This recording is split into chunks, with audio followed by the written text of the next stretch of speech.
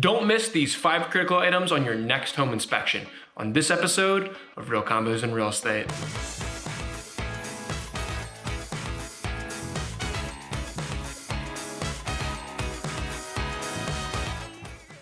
Welcome back, everybody. This is Mark McGuire with Real Combos in Real Estate, and today I want to share with you 5 critical items that you can't miss on your next home inspection. So number 1 is your roof. You're going to want to understand what type of shingle you have on your roof and how long it has left in terms of its lifespan.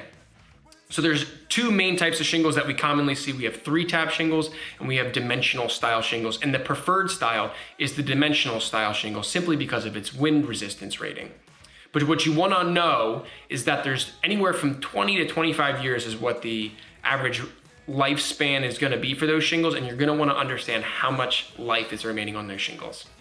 Number 2, you're going to want to look into your AC system. Your central air is going to have refrigerant, which ultimately cools the coils once the air blows over top of it. And there's 2 different types of refrigerant.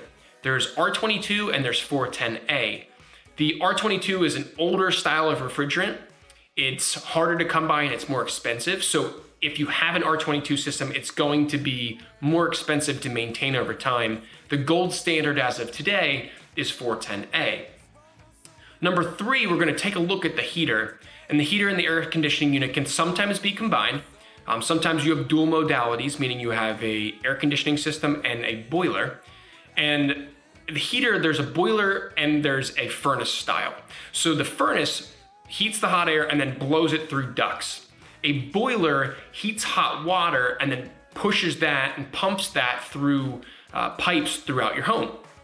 You're gonna wanna understand what type of system that you have. Boilers, especially gas boilers, do tend to last the longest because gas burns cleaner than oil. So you do wanna take a look at what type of style that you have and understand how old it is. And 4th, you're gonna look at your foundation. You're gonna walk around the perimeter of the home. You're gonna take a look, and we're gonna look for cracks that are larger than your pinky finger. If it's larger than your pinky, we're gonna be concerned about it. If it's not, that's common. We're not really gonna be concerned. You're gonna see that in every single home, whether it's built 100 years ago or whether it's built even 5 years ago. It's common for concrete to crack. You're also going to want to take a look on your concrete slab, whether it's in the basement or it's on grade, at general unevenness in the concrete.